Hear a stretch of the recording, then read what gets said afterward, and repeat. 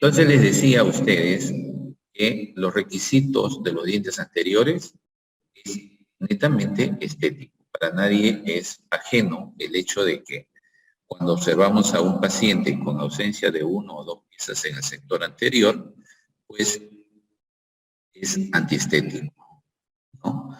Salvo mejor parecer. Y los dientes posteriores van a cumplir la función de masticación.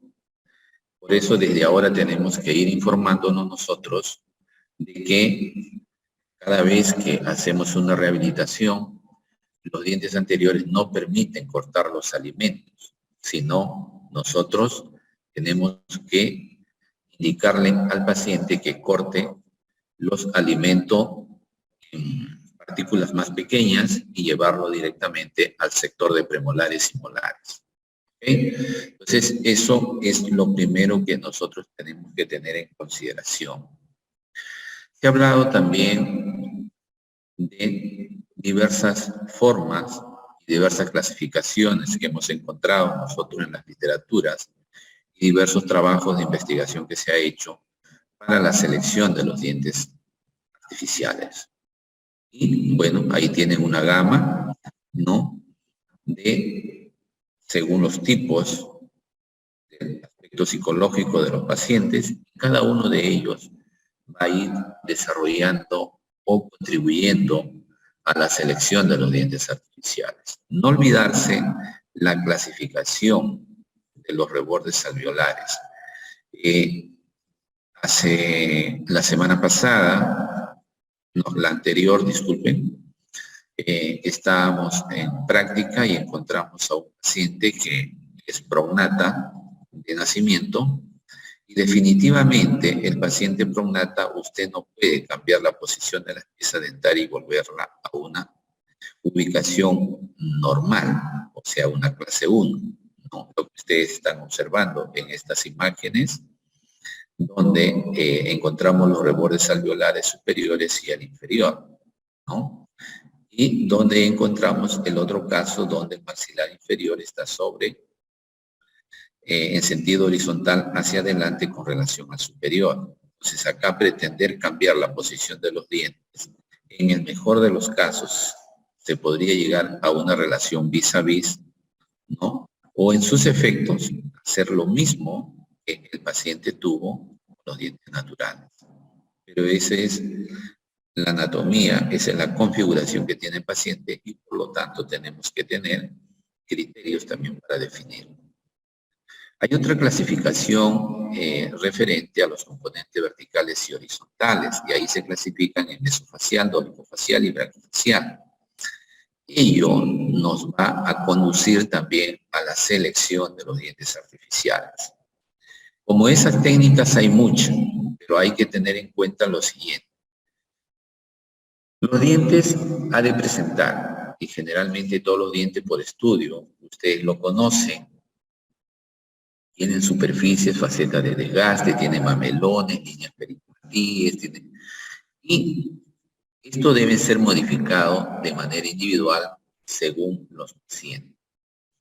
Se ve con mucha naturalidad, por ejemplo, hacer nosotros un alineamiento dentario de las piezas en el rodete de oclusión y contorno con la misma anatomía que nos ofrece probablemente el proveedor, ¿no? Pero recuerden ustedes que un paciente de 60, 70 años no presenta esta anatomía que ustedes están observando en esta imagen. ¿Por qué? Porque definitivamente con el transcurrir del tiempo y de los años, estos dientes sufren variaciones en los dientes de los pacientes de edad avanzada. Entonces, si yo quiero modificarlo, puedo hacerlo. Definitivamente, estas piezas deben ser modificadas, porque yo lo que quiero es darle naturalidad y que se asemeje a un paciente de la edad que tiene. Si yo hago una rehabilitación en estas condiciones, con esta anatomía tan clara, tan definida, es evidentemente susceptible a que nosotros podamos decir este es un diente artificial, ¿no? Y lo que buscamos es justamente la naturalidad de las piezas dentarias.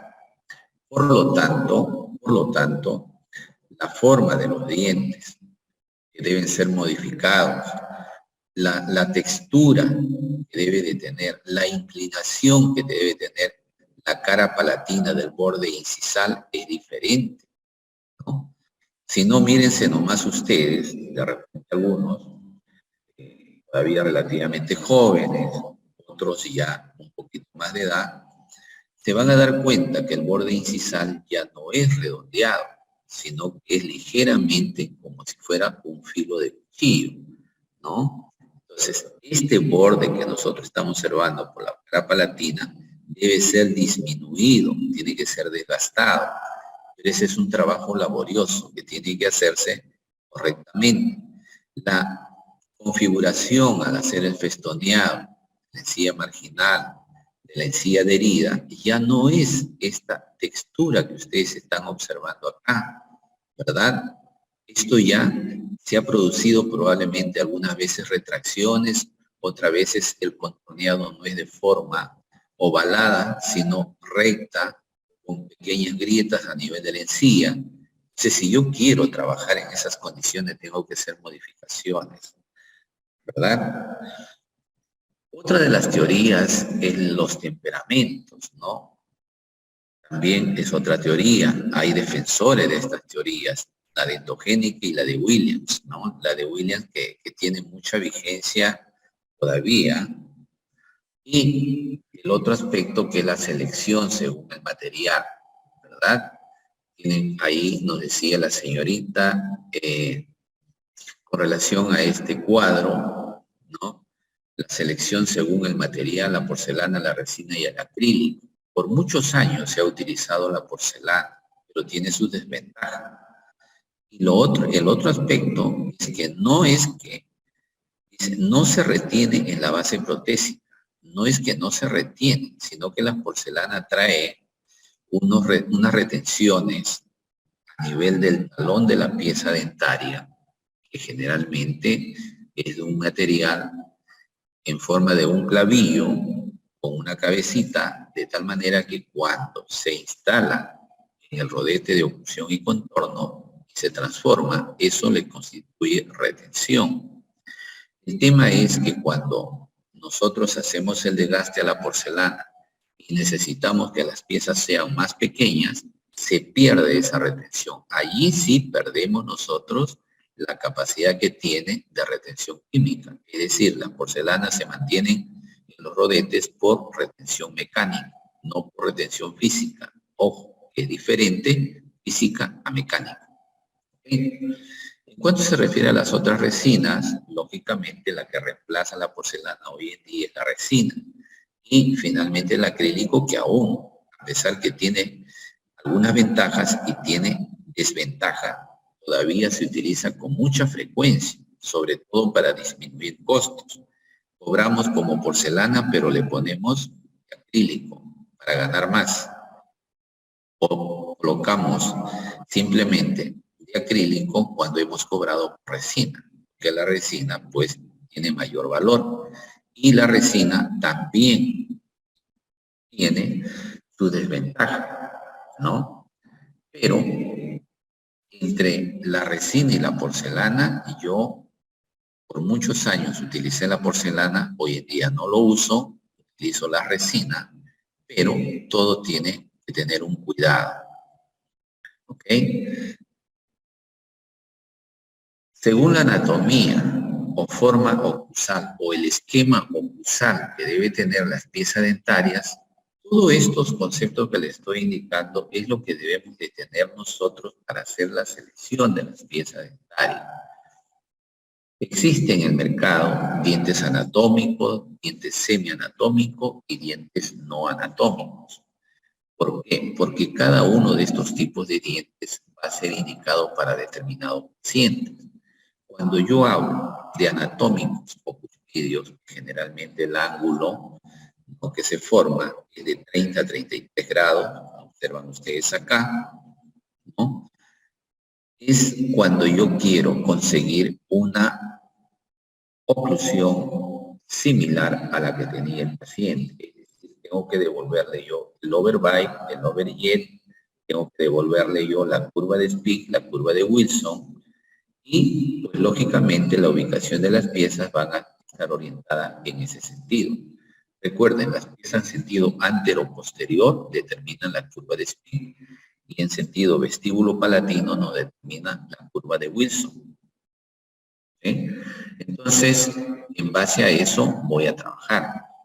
Ahora, podría utilizar dientes semianatómicos porque tengo por entendido yo de que las piezas dentarias en un paciente de 70, de 75 años de edad ya sufre ciertos desgastes. No hay piezas que no sufran desgastes. Si los dientes naturales se desgastan, ¿qué podemos pensar nosotros de los dientes de resina? ¿No? Los dientes de resina aproximadamente tienen un promedio de trabajo de 8 a 10 años. ¿No? Entonces, pues lógicamente, ¿qué nos recomiendan los investigadores? Que cada 5 años debemos cambiar las prótesis, pero eso no ocurre con frecuencia. Hay pacientes que van a asistir a sus consultas y les van a decir, esta prótesis lo vengo usando 20, 25 años, 30 años, y mire usted cómo está, ¿no? Entonces, lógicamente, pues tiene cierta duración. Y antes, pues no utilizaban la resina. La resina tiene pocos años ya en el mercado, ¿no? Pero siempre se utilizaron los de acrílicos. Y usted encuentra, pues, los dientes de acrílico que han sido desgastados por el constante acto masticatorio, si es que el paciente no es un bruxómano. Y otra cosa debo de tener en cuenta yo para determinar la anatomía o forma oclusal. Ustedes se acuerdan lo de los contactos ABC, pues acá la tienen. Tienen cúspide de cortes, cúspide de soportes, que son los que van a determinar la estabilidad de los contactos. Los contactos. Y otra cosa tienen que tener en consideración los stoppers, los equalizers, es decir, las inclinaciones mesiales superiores y las distales inferiores, que son lo que van a dar la estabilidad en sentido antero-posterior. Eso debo tenerlo en cuenta al momento de realizar yo la selección de la forma oclusal de las piezas dentarias. Si yo tengo un paciente de 80 años de edad, ¿haría bien en colocarle yo dientes anatómicos o cuspidios? ¿O tendría que utilizar dientes semianatómicos? ¿O tendría que utilizar dientes anatómicos? ¿No? Entonces, estos criterios tienen que tenerlos ustedes muy en cuenta para hacer la selección de las piezas dentarias. ¿Qué más? Los no anatómicos.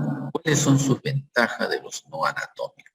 Viene la reabsorción, es decir, cuando se produce el acto masticatorio, puede ser hacia la derecha, hacia la izquierda, hacia adelante, hacia atrás, ¿no? Las fuerzas no son tan dislocantes que pueda generar reabsorción de los rebordes alveolares residuales. Otra de las ventajas es que elimina el aspecto de la palanca, ¿verdad? Es decir, que cuando el paciente hace la masticación, lo hace sobre un solo plano, No es como en el caso de los dientes anatómicos, que hay que establecer la curva de Speed y la curva de Wilson, y los contactos ABC y los stoppers y los equalizers. Su confección es más sencilla, definitivamente un diente que es no anatómico. ¿Qué hacemos? Simplemente alineamos las piezas dentarias todo en un mismo plano. Es como dos superficies planas. Simplemente es eso, ¿no? No buscamos nosotros acá la relación cúspide-fosa, porque no la vamos a encontrar, porque no hay cúspide. Disminuye el estrés horizontal, ¿ok? O sea, la mandíbula en un momento puede flexionar simplemente de derecha a izquierda o en sentido posterior anterior y no tiene interferencia alguna. Menor tiempo de trabajo, lógico, alinear los dientes, disminuye el tiempo. El ajuste oclusal es mínimo porque son superficies planas. Y además indica que permite el cierre mandibular sobre un área de contacto amplio, es decir, toda la superficie de los movimientos en excéntrica y excéntrica son sobre una misma superficie. Esa es la ventaja que tienen los dientes anatómicos. Es muy probable que de hoy en adelante ustedes comiencen a hacer prótesis con dientes no anatómicos, pero no en todos los casos está indicado. Hay que saber nosotros cuándo vamos a utilizarlo y cuándo no. La desventaja es la estética, ¿no? Cuando el paciente abre la boca y observamos nosotros, encontramos toda la superficie plana. No hay esas sensaciones de cúspides elevadas ni cúspides pequeñas, ¿no? Es como cuando un paciente es bruxómano, hacemos una evaluación y encontramos nosotros que las superficies oclusales y ya no hay cúspide, no hay fosa. Algo está sucediendo. La oclusión de cierre y apertura es una oclusión simple, no hay mayores complicaciones. La eficacia masticatoria, por supuesto que disminuye. Imagínense entre 38 y 48 que se consigue una eficacia masticatoria con dientes con cúspide y fosas, pues disminuye a 28 a 38, ¿no? Y la oclusión se da en dos dimensiones, ¿no? En sentido antero-posterior y en sentido vertical. Entonces, esas son las desventajas y las ventajas. La diferencia entre los dientes no anatómicos y los anatómicos. Definitivamente los no anatómicos no presentan cúspide. Los anatómicos sí las presentan. El enfintado se hace en un solo plano y en los anatómicos se hace devolviendo la curva de compensación. El sobrepase horizontal en los no anatómicos es de 1 a 2 milímetros, es decir, la protección que siempre se da en todas las piezas dentarias naturales, en sentido horizontal, o sea, el traslape en sentido horizontal. Y en los anatómicos, el sobrepase horizontal debe ser de 2 milímetros, lo que nosotros comúnmente lo conocemos como el obreyet. Y el sobrepase en sentido vertical en lo anatómico es 0, y en el anatómico es de 2 milímetros. Ahí yo un poco que discrepo con relación a esto porque cuando nosotros queremos hacer una oclusión balanceada, el contacto no debe generar interferencia. Bueno, ese tema ya ustedes lo van a ver en su momento cuando hagan el alineamiento de las piezas dentarias. Y la eficacia masticatoria, como ya se había dicho, es de 28 a 38 en lo no anatómico, y en el anatómico es de 38 a 48. O sea, hay mayor eficacia masticatoria. Si ustedes comienzan a analizar, ¿no?, la eficacia masticatoria en una prótesis removible, ¿será el 100%? No. ¿La prótesis fija será el 100%? No. Las eficacias masticatorias, una vez que los dientes son rehabilitados, disminuyen. Solamente lo da el 100% los dientes naturales. Eso ténganlo presente. Hay algunos factores que contribuyen a la selección de los dientes posteriores, disculpen. Tienen acá algunos de ellos. Esto está en literatura, así es que lo pueden leer, lo pueden analizar ustedes, ¿no? El control neuromuscular, la relación antero-posterior, la relación mesiolateral y la estética, ¿no? Y pues, lógicamente, estéticamente, los anatómicos son mucho más aceptables, son más naturales, ¿no?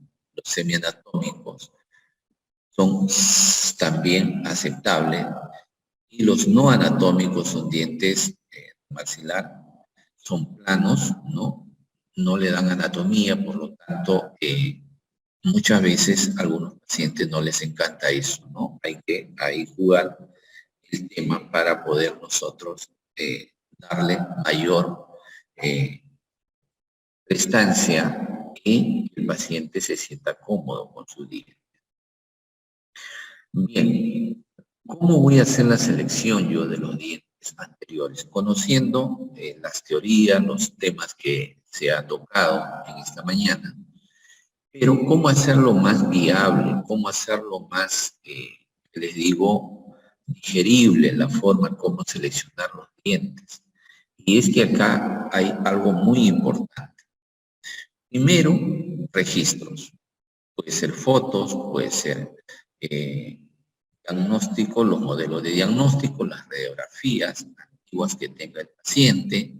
Es un poco, esta primera parte, es un poco difícil a veces conseguir. Se ha solicitado en varias oportunidades, pero es un poco difícil porque el paciente muchas veces no se tomó foto, no tiene una sonrisa de cerca, por lo tanto no podríamos definir tanto, salvo el caso que de repente conserve sus dientes que se han extraído, podría servirnos de un apoyo, ¿no?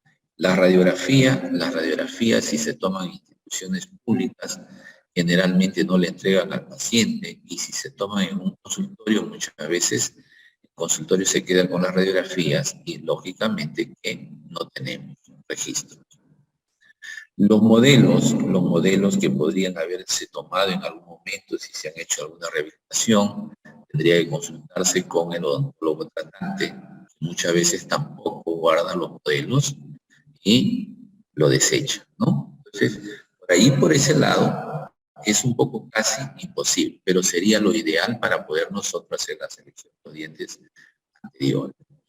El otro aspecto son las dentaduras existentes. Si el paciente llega con una dentadura que ya lo tiene y el paciente se siente cómodo con esas piezas dentarias que ha sido instalada en un inicio, nos da un gran alivio porque simplemente tenemos que conseguir el color y el tamaño de las piezas dentarias para poder seleccionar. No habría ningún problema. El otro son las características faciales. Se ha hablado acá de la tríada de Berry y hemos visto cómo la arcada dentaria, la forma de la cara del paciente y de los dientes deben ser iguales. Si encontramos un paciente de cara triangular, de rebordes triangulares, y por lo tanto los dientes deben ser de forma triangular.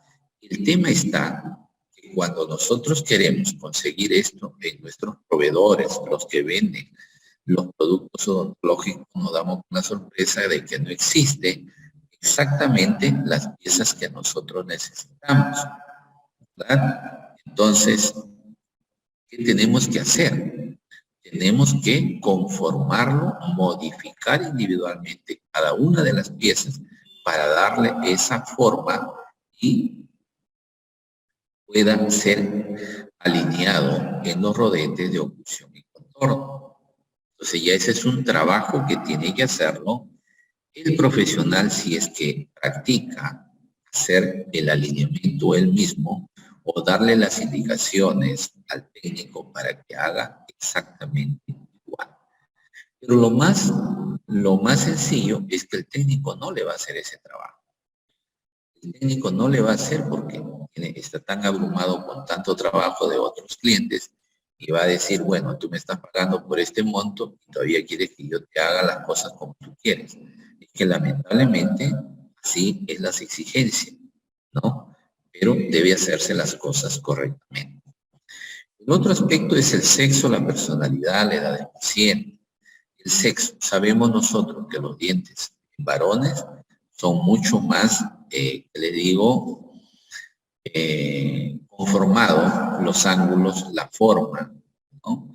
En cambio, las piezas dentarias en damas son mucho más sensibles, más sensuales, etcétera, etcétera. Los ángulos generalmente, sobre todo el ángulo inciso distal, es mucho más recto en el caso de pacientes varones, y en el caso de las damas son mucho más redondeados, ¿no? Porque su mismo estado, su misma configuración, su misma personalidad también les permite. Imagínense ustedes le ponen un diente cuadrado o con ángulos casi rectos a una dama, pues le cambiamos la fisonomía, ¿no? Entonces hay que siempre tener bastante cuidado con ello, no es que todas las piezas dentarias tienen que ser exactamente igual. Y es que cuando nosotros vamos a comprar los dientes en nuestro proveedor, le voy a decir, ¿sabes qué? Deme diente para varón o deme diente para dama. No hay tal cosa, le dan de manera universal. Entonces ya el trabajo justamente es del profesional que va a elaborar la prótesis. El tamaño y la forma del arco es otro de los factores. Recuerden ustedes han hecho un registro en sus rodetes de oclusión y contorno. Han determinado usted la línea media, han determinado usted el vértice del canino. La suma de 3 milímetros hacia distal a ambos lados nos da la distancia de distal a distal de derecha a izquierda del tamaño del sector anterior. O sea, por eso cuando yo preguntaba y les decía cuál es la forma más fácil, más sencilla que nosotros podemos conseguir para determinar la dimensión de los dientes en el sector anterior, es justamente utilizar, o utilizo el vértice del canino o utilizo la cara distal del canino, de derecha a izquierda. Si yo mido de la línea media hacia el vértice del canino o hacia la cara distal del canino, me da una medida. Y si mido el otro lado, la suma de los dos me da otra medida, que aproximadamente está entre 46 a 48 milímetros. Entonces, esa es la distancia que yo puedo conseguir del sector anterior. ¿Okay? Entonces, eso es importante tenerlo en consideración para determinar la forma. ¿Sí? Y finalmente, el otro aspecto que es la preferencia del paciente. Le decía, si tengo yo una dentadura, el paciente ya, el problema está resuelto. El problema es cuando no tengo nada. Voy a hacer una prótesis por primera vez. Entonces, allí sí hay que concertar con el paciente. ¿Okay? Tanto en el color, la forma, el material, el tamaño, etcétera, etcétera. Generalmente nuestros pacientes cuando acuden a consulta y son de edad avanzada, siempre van acompañados de uno de los familiares.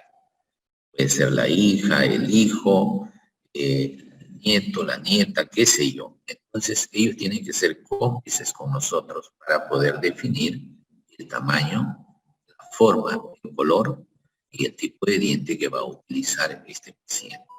¿Okay? Finalmente el paciente tiene la razón. Así es que en ese sentido ustedes tienen que jugar con ellos. El color es algo que nosotros, es otro de los factores que debemos tener en cuenta al hacer la selección de los dientes artificiales en el sector anterior. ¿Y el color por qué? Porque tiene que ser a tono con la cara del paciente, a tono con la cara del paciente. Y allí juega mucho, lo que se refiere a la matiz, croma, es decir, el grado de saturación que debe tener las piezas dentarias, ¿no? Y el grado de luminosidad que debe tener las piezas dentarias. Cuando nosotros hablamos de un paciente de edad ya avanzada, ¿no? Pues lógicamente el grado de luminosidad no va a ser el mismo que un paciente joven, definitivamente. Porque si ustedes observan a un paciente sobrepasado los 50 años, no hay ese brillo, esa luminosidad que tienen los dientes jóvenes. Entonces como que se va perdiendo generalmente esa luminosidad y esa saturación. Encontramos a veces las piezas mucho más oscuras, aunque los pacientes cuando se van a poner un diente nuevo dicen yo quiero de color blanco, ¿no? Pero no a todos los pacientes debemos colocarle los colores blancos. Hay que buscar el tono más agradable que les permita, pues, llevar en boca y sonreír fácilmente sin ningún estado de complejidad. La forma depende, vuelvo a insistir, de la forma de la cara y del arcado. Eso es mucho más práctico tenerlo en consideración para definir. Y vuelvo a insistir, no van a encontrar ustedes la pieza ideal. Este es triangular, este es cuadrado, este es oval.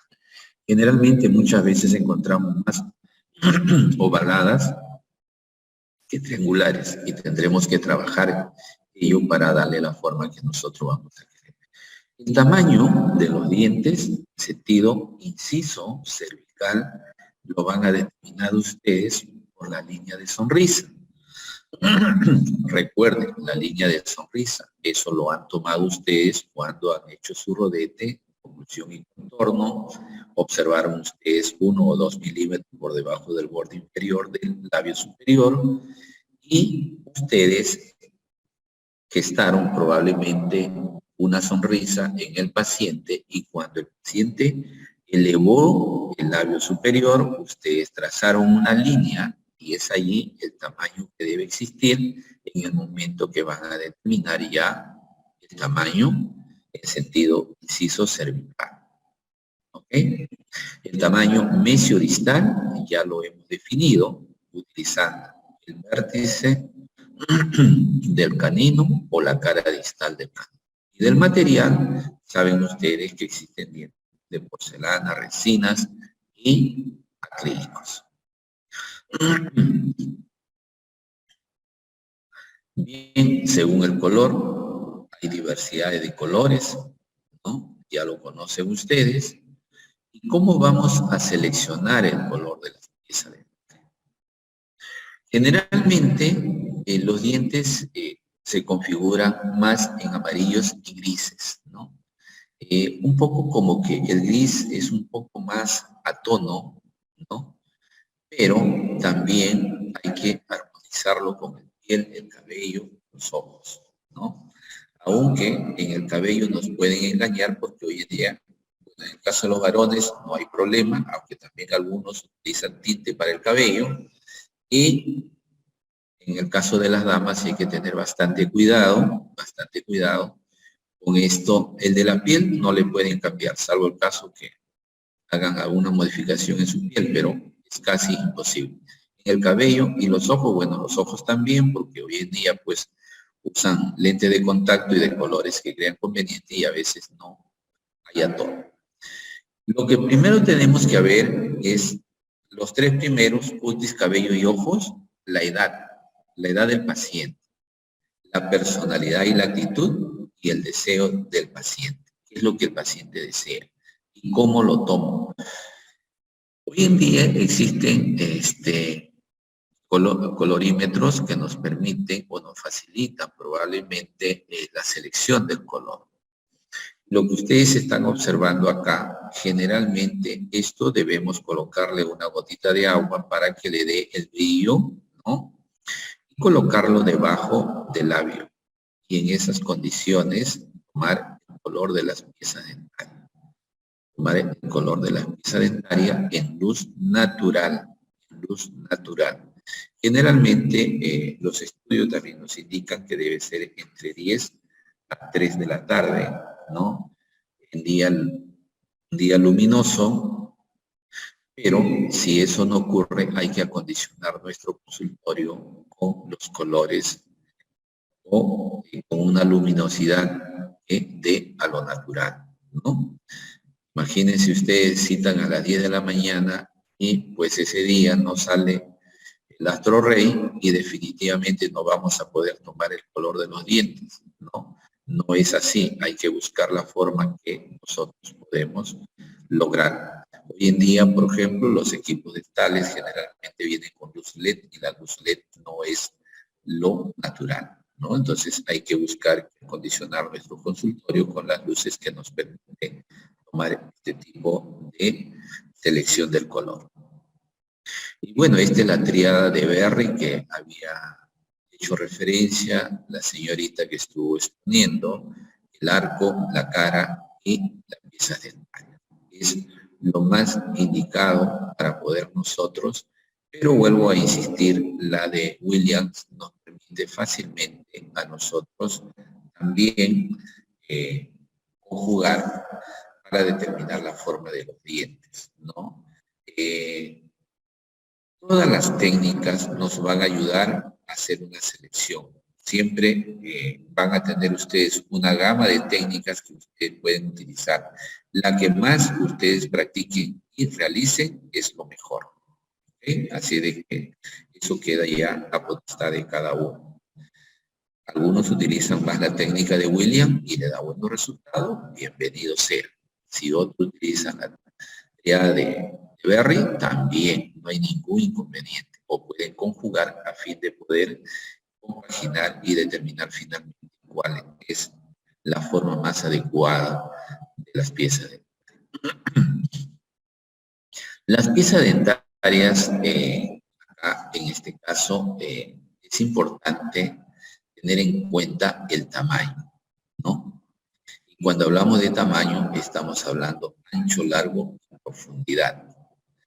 Ancho, o sea, la distancia mesio-distal. Largo, inciso, cervical. Y la profundidad de vestibular A latín. Y definitivamente que estas líneas que ustedes están observando acá, que son las líneas periquimatíes, que son los que le dan la textura a nivel cervical, porque a partir de ahí hacia el borde incisal es aparentemente lisa, pero no es que la superficie de las piezas dentarias sean lisas. Escuchen bien, porque esta pieza dentaria tiene 3 lóbulos de crecimiento, una distal, una central y una mesial.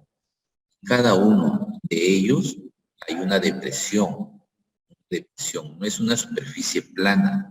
Si nosotros lo observamos de incisal a cervical, vamos a encontrar nosotros 2 depresiones que se encuentran entre el lóbulo de crecimiento distal y el central. Ahí hay una depresión.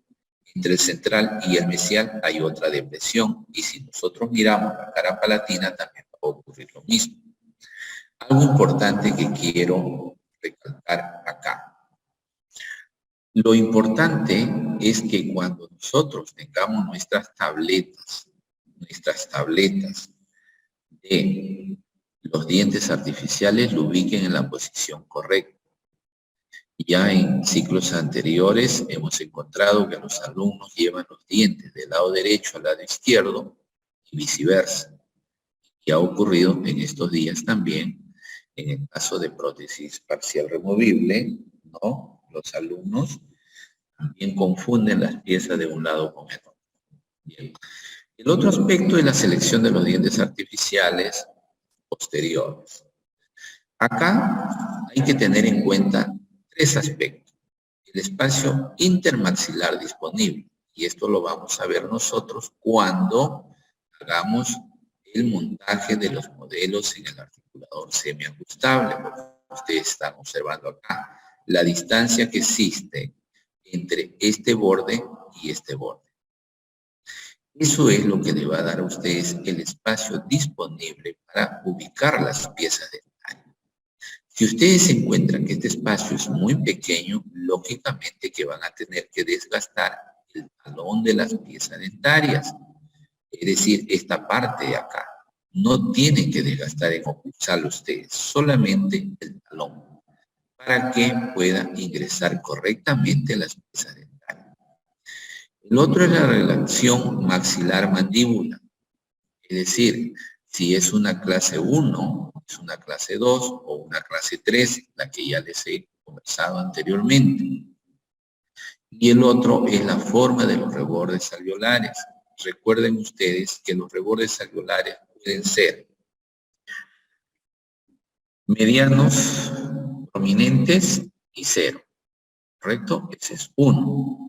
Los rebordes pueden ser en forma de U, pueden ser en filo de cuchillo o pueden ser en forma de C.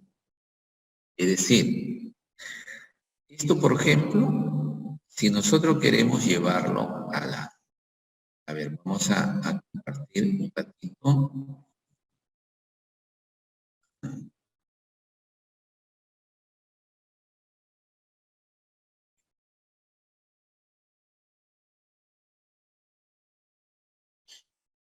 A ver, si estas superficies son ligeramente paralelas y acá es redondeado, estamos hablando de un reborde en forma de U. Esto de aquí, por ejemplo, si esto es, que generalmente esto es así, en forma de V o un filo de cuchillo, ¿no? Esto, pues lógicamente esta superficie va a ser lacerante para la mucosa porque va a recibir una fuerza masticatoria y lógicamente va a lesionar el tejido. Y el otro generalmente es cuando encontramos un reborde alveolar en estas condiciones, ¿no? Como la que han encontrado probablemente ustedes a la zona de la tuberosidad del maxilar, ¿verdad?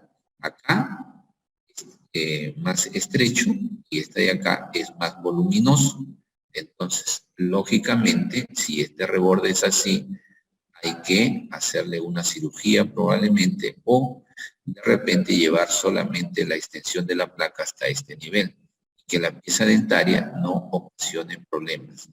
Entonces, es la forma como ustedes pueden tratar de mejorar esta situación, ¿no? Esto es bastante poco frecuente, el filo de cuchillo, pero no significa que no exista. Sí existe rebordes alveolares en filo de cuchillo. Y en forma de C, que se puede dar a nivel de la tuberosidad o a nivel de canino, que generalmente es la última pieza que generalmente extraemos. Por lo tanto, al momento de extraer siempre queda todavía el tejido con cierto abultamiento. Entonces hay que tener bastante cuidado en ese sentido. Para determinar nosotros, esto de acá es modificable cuando nosotros ya tenemos la pieza dentaria. Ahora, lo que nos interesa es cómo vamos a seleccionar esto. Entonces, habíamos dicho nosotros que habíamos determinado la distancia de la línea media hasta el vértice del canino. De aquí hacia atrás, yo puedo utilizar dos técnicas. Primero, medir del centro de la vértice de la cúspide hacia atrás 3 milímetros. Ya tengo la cara distal del canino. O puedo utilizar la comisura labial, ¿ya? Cuando el paciente está con la boca cerrada. Eso es la cara distal del canino. A partir de allí, hacia acá, hacia atrás, ¿no? Nosotros vamos a determinar la longitud de los premolares y los molares. No digo que exactamente tengamos espacio para 2 molares y 2 premolares, porque depende hasta dónde vamos a extender nosotros la cara distal del último molar, que puede ser el primero o puede ser el segundo molar. ¿Ok? Y la literatura nos dice que eso está en relación directa con el centro de la tuberosidad del maxilar. Allí vamos a definir nosotros el tamaño. Entonces, si yo ya lo he determinado, lo único que tengo que medir es desde aquí hacia acá, hacia el centro en el superior. Una vez obtenido nosotros esta distancia, lo llevamos al proveedor, nos da las piezas dentarias y cada una de las piezas dentarias nos da el opuesto, en este caso a los inferiores. Así que cuando nosotros hacemos la selección de las piezas dentarias, tanto en el anterior como en el posterior, lo que nos interesa generalmente es el superior. El inferior se adapta al superior. Es decir, los dientes inferiores se adaptan al superior. Si yo, por ejemplo, la distancia es de 46 milímetros y yo necesito una pieza dentaria 3D, por decir un número, 3D, estoy utilizando el acrílico, ¿no? El colorímetro del acrílico, yo digo del 3D es en el superior, en el inferior también va a ser 3D, pero ya los 3D han sido preparados de acuerdo al tamaño de los dientes superiores. O sea, ahí no va a haber variación. Si yo he conseguido que el superior en la zona posterior es PBS, En el superior, en el inferior también va a ser PBS, ¿ok? O si es PDS, igual, o sea, son dientes más grandes. El PBS es más pequeño, entonces es la distancia que yo voy a conseguir para el sector superior y luego el inferior, las tabletas son iguales. En el caso de las piezas dentarias de resina, allí sí hay variaciones. Utilizamos el Ivostar en el superior, un número, y en el inferior es otro. Pero como las tablas ya vienen desde los mismos fabricantes, no va a haber modificación alguna.